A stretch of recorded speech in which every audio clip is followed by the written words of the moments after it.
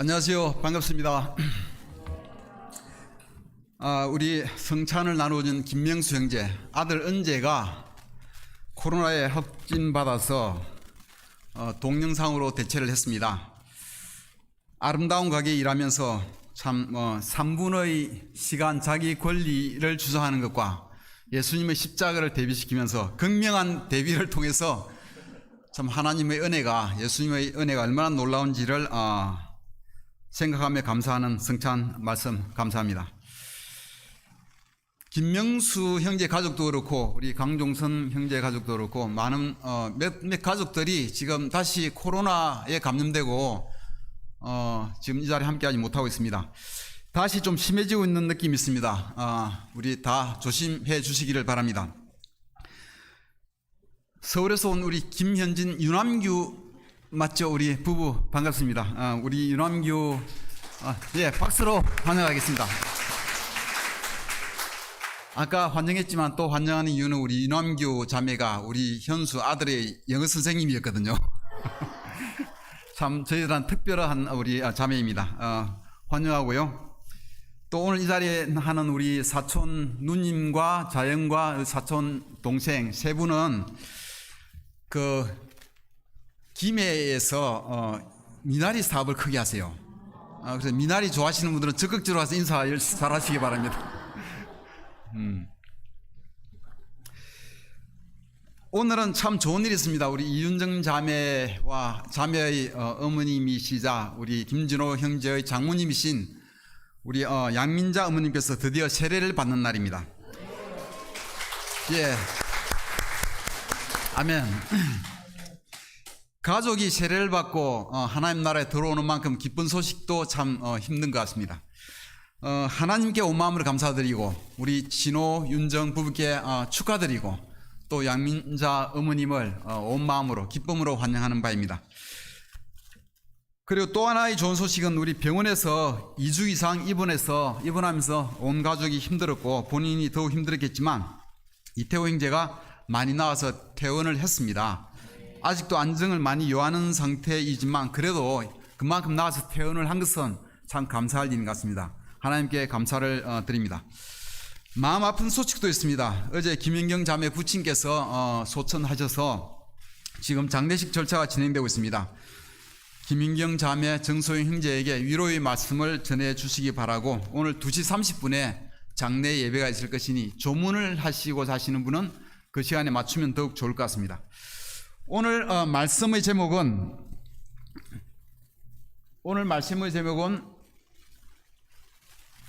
안 넘어가네요. 오늘 말씀의 제목은 사람이 빵으로만 살 것이 아니라 하는 게 말씀의 제목입니다. 말씀의 포인트는 하나님 나라 백성의 품격입니다. 이게 뭐가 잘못됐지? 포인트는 하나님 나라 백성의 품격입니다. 누가복음 4장 1절에서 4절까지를 읽겠습니다. 이게 잘 안되면 우리가 성경을 찾으면 되니까 누가복음 4장 1절에서 4절까지를 읽겠습니다. 누가복음 4장 1절에서 4절. 예수께서 성령으로 가득하여 요단강에서 돌아오셨다. 그리고 그는 성령에 이끌려 광야로 가셔서 40일 동안 악마에게 시험을 받으셨다. 예, 나오네요. 다시. 예수께서 성령으로 가득하여 요단강에서 돌아오셨다. 그리고 그는 성령에 이끌려 광야로 가셔서 40일 동안 악마에게 시험을 받으셨다. 그동안 아무것도 잡수시지 않아서 그 기간이 다했을 때에는 시장하셨다. 악마가 예수께 말하였다. 내가 하나님의 아들이거든 이 돌들을 빵이 되라고 말해보아라. 예수께서 악마에게 대답하셨다. 성경에 기록하기를 사람은 빵만 먹고 사는 것이 아니다 하였다. 아멘. 예수님이 요단강에서 요한으로부터 세례를 받으시고 그리고 난 후 성령에 이끌려서 광야로 나가셨습니다. 그리고 광야에서 40일 동안 악마에게 시험을 받으셨습니다. 사탄은 굉장히 똑똑합니다. 돈에 약한 사람은 돈으로 유혹하고 어떤 욕심이 있는 사람은 그 욕심에 대해서 대상이 되는 것을 통해서 유혹합니다. 여러분 중에 혹시 자녀의 교육열에 대해서 아주 강하신 분이 있으면 그 자녀를 통해서 또 유혹할 수가 있습니다. 우리가 집착하고 우리의 마음이 많이 들어가 있는 부분, 그 부분을 통해서 사탄은 유혹할 만큼 굉장히 똑똑합니다. 여기서도 40일 동안 금식한 예수님에게 빵으로 유혹을 하는 것입니다. 예수님의 필요를 정확히 알고 그 약한 부분으로 예수님을 넘어뜨리려고 하는 것입니다. 예수님은 또 거꾸로 사탄의 약점을 정확히 알고 계셨어요. 그래서 악마로부터 3번의 유혹을 받았는데 그때마다 성경 말씀으로 악마를 물리쳤습니다. 영화에 보면 사탄은 이 십자가로 딱 들이미잖아요. 십자가를 들이미면 물리치는데 예수님은 성경 말씀이 사탄에게는 엄청난 무기인 걸 아시고 성경 말씀으로 물리쳤습니다. 처음 이곳에서 예수님이 인용하신 말씀은 신명기의 말씀이었습니다. 신명기 8장 3절의 말씀이었습니다. 여호와께서 여러분을 낮추시고 굶주리게 하시며 여러분과 여러분의 조상들이 전에 먹어보지 못한 만나를 주어 먹게 하신 것은 사람이 빵으로만 살 것이 아니라 하나님의 모든 말씀으로 살아야 한다는 것을 여러분에게 가르치기 위해서였습니다. 빵 문제, 이 먹고 사는 문제는 모든 사람에게 가장 기초적인 문제이자 또 가장 중요한 문제이기도 합니다. 아담 시대 초기에는 먹고 살 걱정이 없습니다. 인류사에서 그때 잠시 먹고 살 걱정이 없습니다. 그때 아담과 이브가 감사한 줄 알고 그냥 감사한 마음으로 하나님 말씀 잘 듣고 순종하면서 잘 살았으면 대대로 다 편했을 텐데 뭣도 모르고 잘난 척하며 불순종하고 지 마음대로 말 안 듣고 하다가 그때부터 쫓겨나면서 그 이후로 줄곧 인류는 먹고 사는 문제로 고생하여야만 하는 처지에 놓였습니다.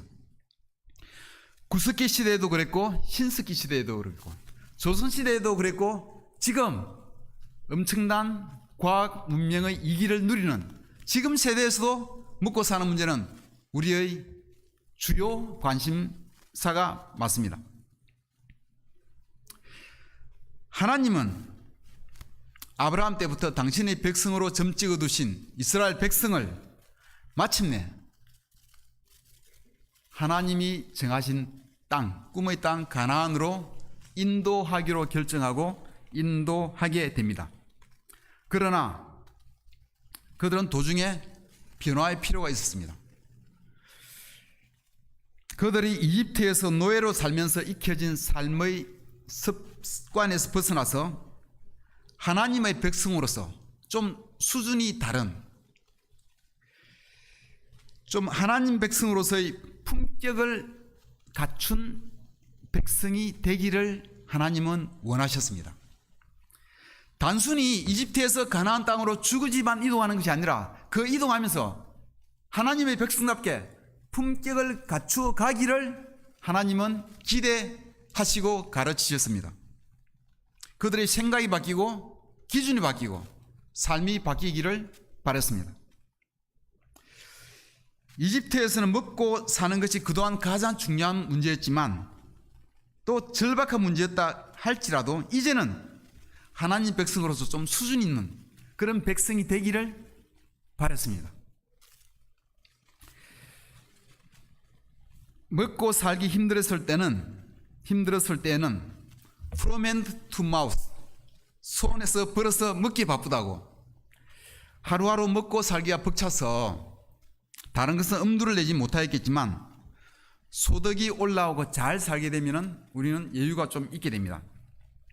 우리가 여러분 잘 살게 되면 주로 뭘 하게 됩니까? 미술관도 가고 박물관도 가고 오페라도 가고 좀 여유 있게 우리 엄기의 언니가 하는 음악회도 가고 좀 이렇게 품격 있는 문화생활을 하고자 합니다. 저는 시골에서 자라나서 경제적으로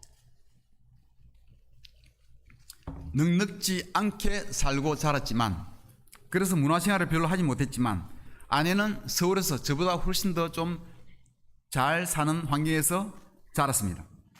그래서 저와 문화적인 수준 차이가 좀 있습니다. 아내는 아침마다 하나님 말씀을 볼 때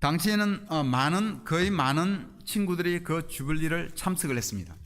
돈이 몇십만 원 깨지더라도 그것이 그만큼 중요하다 생각하고 참석을 했습니다. 그런데 이 친구가 그 주빌리를 가지 않겠다는 거예요.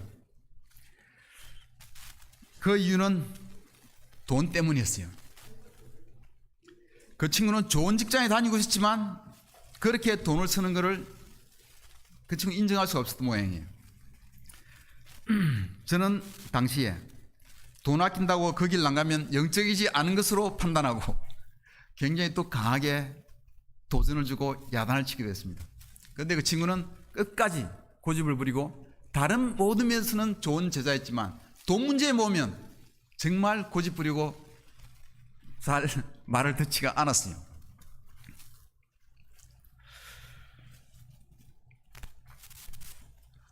먹고 사는 것을 하나님께 맡기는 것, 하나님의 백성이 되는 품격을 갖추는 것, 그것은 우리 마음속 깊이 믿음을 필요로 하는 일입니다. 출애굽기 16장 32절을 보시겠습니다. 출애굽기 16장 32절. 그때 모세는 백성들에게 여호와의 명령을 이렇게 전하였다. 너희는 만나를 2리터 정도 보관해 두었다가 내가 너희를 이집트에서 인도해 낼 때에 광야에서 너희에게 주어 먹게 한 이 양식을 너희 후손들이 대대로 볼 수 있게 하여라. 아멘. 만나는 이스라엘 백성이 그 광야에 있을 때 먹을 것이 없어서 하나님이 하늘에서 내려준 특별한 양식이었습니다. 이는 이스라엘 백성이 가나안 땅에 들어가서 그 땅의 소출물을 먹고 그 땅의 열매를 따먹기 시작했을 때 더 이상 만나는 내리지 않았습니다. 광야에서 경작할 수도 없었고 한 곳에 계속 머물 수도 없었을 때, 먹을 것이 없었을 때 이스라엘 백성의 먹거리를 위하여 하나님이 특이한 방법으로 그들의 필요를 채워주신 음식이 바로 만나였습니다. 여호와 하나님의 지시대로 만나는 나중에 법궤 안에 보관되었고 후손들이 대대로 그것을 보면서 옛날 하나님이 어떻게 이스라엘 백성을 먹였는지 그것을 생각할 수 있는 그런 그렇게 되었습니다. 왜 하나님이 그렇게 만나를 법궤 안에 보관하게 했을까? 후세 사람들이 광야에서 이스라엘 백성을 먹인 것처럼 너희도 다 하나님이 먹이실 것이다. 먹고 사는 것 거기에 매이지 말고 하나님 말씀을 가장 우선적으로 살라고, 하나님의 백성으로서 품격 있는 영적인 삶을 살라는 가르침이었다고 생각합니다. 누가복음 12장 13절에서 15절까지를 보시겠습니다. 무리 가운데서 어떤 사람이 예수께 말하였다. 선생님, 내 형제에게 명해서 유산을 나와 나누라고 해 주십시오. 예수께서 그에게 말씀하셨다. 이 사람아, 누가 나를 너희의 재판관이나 분배인으로 세웠느냐? 그리고 사람들에게 말씀하시다. 너희는 조심하여 온갖 탐욕을 멀리하여라. 재산이 차고 넘치더라도 사람의 생명은 거기에 달리지 않다. 아멘. 어떤 사람이 유산 분배 문제로 예수님을 찾아와서 도와달라고 하소연하였습니다. 예수님이 열심히 영적인 것을 가르치고 있는데도 불구하고 이 사람은 와서 재산에 대한 문제를 부탁했던 것입니다. 사람들은 이와 같이 이 사는 문제, 재산 문제, 돈 문제로 머리가 가득 차 있기 때문에 예수님이 영적인 것을 계속 가르쳐도 이게 머리에 잘 들어오지가 않았던 것 같습니다. 그래서 예수님은 사람들에게 제발 너희 관심을 이 세상의 재산에서 좀 떼어서 하늘나라에 너희 재산을 쌓는 영적인 삶에 관심을 좀 가지라고 가르치고 있습니다. 제발 온갖 탐욕을 멀리하고 이 세상에서 재산이 차고 넘치더라도 너희 생명이 그것이 달려있는 게 아니라고 예수님은 가르치셨습니다. 돈 많은 부자의 비유를 들면서 가르치셨습니다. 누가복음 12장 16절에서 21절. 그리고 그들에게 비유를 하나 말씀하셨다. 어떤 부자가 밭에서 많은 소출을 거두었다. 그래서 그는 속으로 내 소출을 쌓아둘 곳이 없으니 어떻게 할까 하고 궁리하였다. 그는 혼자 말하였다. 이렇게 해야겠다. 내 곡간을 흙어서 더 크게 짓고 내 곡식과 물건들을 다 거기에다가 쌓아두겠다. 그리고 내 영혼에게 말하겠다. 영혼아, 여러 해 동안 쓸 많은 물건을 쌓아두었으니 너는 마음 놓고 먹고 마시고 즐기라. 그러나 하나님께서 말씀하시다. 어리석은 사람아, 오늘 밤에 내 영혼을 내게서 도로 찾을 것이다. 그러면 내가 장만한 것들이 누구의 것이 되겠느냐? 자기를 위해서는 재물을 쌓아두면서도 하나님께 대하여는 부유하지 못한 사람은 이와 같다. 아멘. 이 부자 주인공은 그야말로 모든 현대인들이 바라는 로망의 삶을 살고 있는 것 같지 않습니까? 소출이 너무 많아서 곡간을 다시 크게 확장해서 짓고 거기에 재산을 가득 쌓아두겠다니 얼마나 풍요로운 삶입니까? 부럽지 않습니까? 그리고는 이제 재산이 차고 넘칠 만큼 가득 있으니 걱정하지 말고 너는 마음 놓고 먹고 마시고 즐기라 하고 자신에게 말하였습니다. 마음 놓고 먹고 마시고 즐기라. 모든 사람이 바라는 삶 아니겠습니까? 여러분 그런 삶 바라지 않습니까? 안 바라는 사람처럼 보입니다. 이 세상의 많은 사람들이 바로 이 로망, 마음 놓고 먹고 마시고 즐기는 이것을 위해서 열심히, 오늘도 열심히, 내일도 열심히 일하고 있는 것입니다. 저희는 얼마 전에 우리가 은퇴하고 난 후 먹고 살만한 재정이 되는지 열심히 계산을 해 보았습니다. 국민연금공단을 찾아가서 상담도 해 보았습니다. 국민연금을 얼마나 수령할 수 있는지, 내가 어떤 방법으로 추가 납입을 얼마나 하면 얼마를 더 받을 수 있는지, 연금 수령이 얼마나 더 늘어나는지 열심히 머리를 굴리고 계산기를 두드려봐도 답이 나오지 않았습니다. 그래서 딸에게 이야기했습니다. 딸은 늘 해왔던 이야기가 엄마 아빠가 자기 유학만 보내주면 엄마 아빠 먹고 사는 건 자기가 책임지겠다고 약속했기 때문에 저희도 계산해서 계산이 답이 안 나오니까 딸에게 전화를 딸에게 딱 이야기했습니다. 네가 최소한 한 달에 한 500불 정도 5, 60만 원 보내줘야 엄마 아빠가 노후에 살 수 있을 것 같다 하고 저희 너가 500불은 보내줘야 한다고 지금 세뇌를 시키고 있습니다.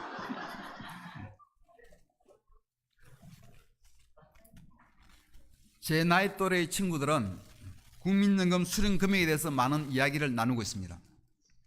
여러분도 가급적이면 연금을 많이 들어주시기 바랍니다. 은퇴 후에 돈 걱정 않고 마음 놓고 먹고 마시고 즐길 수 있으면 얼마나 좋겠습니까? 이 부자 주인공은 그러나 한 가지 미스를 하고 있는 게 있었습니다. 이 세상에서 자신이 먹을 것은 차고 넘칠 만큼 쌓아두었는데 죽음 다음에 그 다음의 문제에 대해서는 아무런 준비도 하지 않고 아무런 대책도 없었습니다.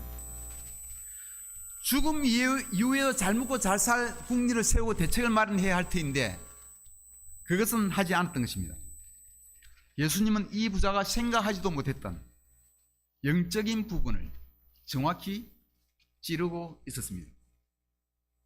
어리석은 사람아, 오늘 밤 네가 죽어서 하나님께로 가면 너 어떻게 할래?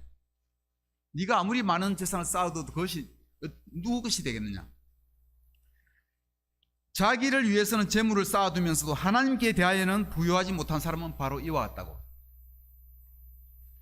예수님은 이 세상에 먹고 사는 것만 바라보고 있는 사람들에게 이 영적인 부분을 정확히 찌르고 있는 것입니다.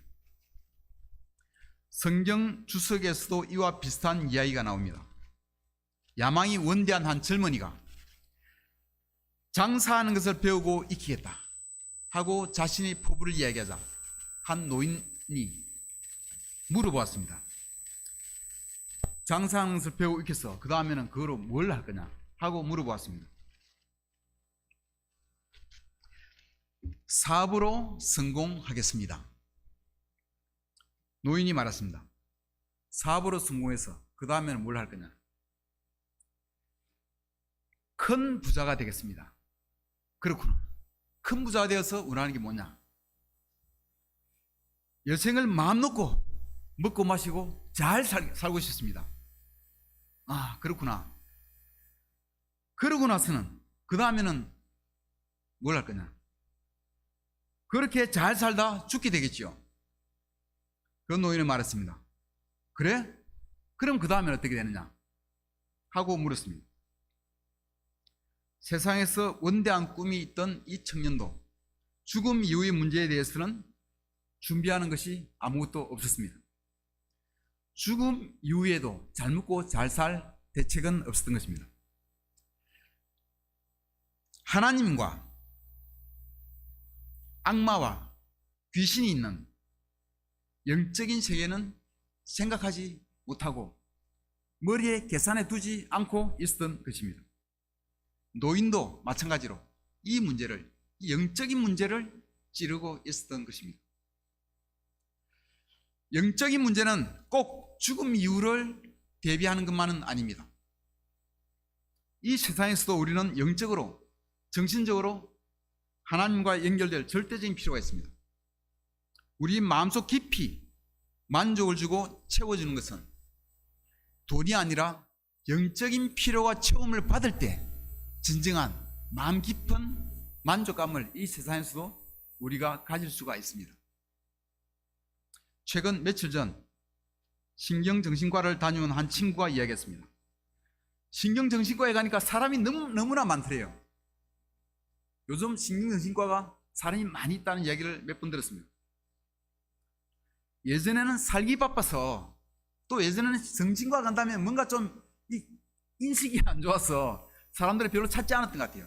근데 이것도 정신질환도 요즘 감기나 우리 그냥 몸 아픈 일반 질환과 똑같이 여겨지기 때문에 이제는 이렇게 인식이 많이 바뀐 것 같아요. 그래서 사람들이 많이 신경정신과를 찾고 있습니다. 하여간 우리 사람들은 정신적으로, 영적으로 필요가 있는 사람들이 이 우리 사회에 굉장히 많이 있음을 볼 수가 있습니다. 돈이 필요할 뿐만 아니라 영적인 것을 필요로 하는 사람들이 아주 많이 있습니다.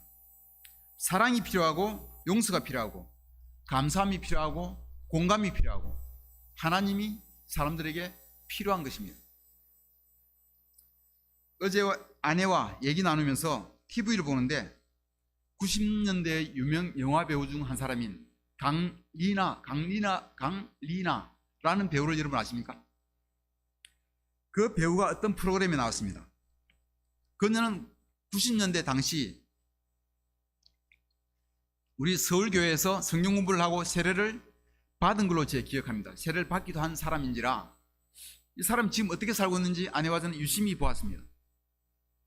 당시 제 아내가 강리나 그분을 제자훈련을 주기까지도 했습니다. 그런데 얘기를 들어보니 영화배우로 한창 잘 나가다가 갑자기 어느 날 영화계를 떠나서 완전히 홀연히 사라져버렸다 그래요. 그리고는 미술에 전념하며 지금도 혼자 살면서 미술 활동을 열심히 하고 있었습니다.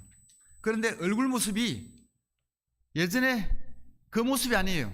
그 얼굴의 미모는 완전히 사라지고 지금은 너무나 살이 쪄서 보기 민망할 만큼 진짜 이렇게 옛날 얼굴 전혀 알아보지 못할 만큼 몸도 살이 너무 쪄서 10분을 못 걸을 만큼 무릎이 아프고 몸이 자기 본인도 거울 보기를 포기하고 산다고 했습니다.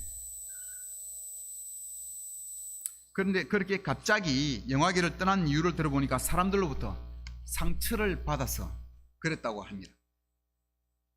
그 상처들을 해결하지도 못하고 혼자서 다 감내하면서 그렇게 살아오고 있다고 합니다.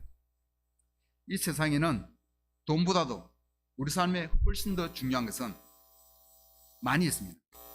관계, 사랑, 용서, 신뢰, 영적인 가치가 있는 필요들이 우리 삶에 채워지지 않을 때 우리 삶은 어려워질 수밖에 없습니다. 그러므로 우리에게 성경이 필요하고 하나님이 필요한 것입니다. 누가복음 12장 29절에서 31절을 보시겠습니다. 누가복음 12장 29절에서 31절. 그러므로 너희는 무엇을 먹을까 무엇을 마실까 하고 찾지 말고 염려하지 말아라. 이런 것은 다 이방 사람들이 추구하는 것이다. 너희 아버지께서는 이런 것이 너희에게 필요하다는 것을 아신다. 그러므로 너희는 그의 나라를 구하여라. 그리하면 이런 것들을 너희에게 더하여 주실 것이다. 무엇을 먹을까 무엇을 마실까 하고 찾고 염려한 사람은 믿지 않는 이방 사람들이 구하는 것이라고, 추구하는 것이라고. 우리는 하나님의 백성으로서, 하나님의 자녀로서 품격 있는 삶을 살라고 하나님은 가르치고 계십니다. 그런 것은 다 더하여 주신다고 합니다. 우리는 하나님의 나라를 구하는 삶을 사는 우리 모두가 되기를 바랍니다. 하나님의 나라를 구하는 삶은 성경 말씀에 다 나와 있습니다. 빵으로 사는 삶이 아니라 말씀으로 사는 우리 모두가 되기를 바라면서 말씀을 마치겠습니다. 감사합니다.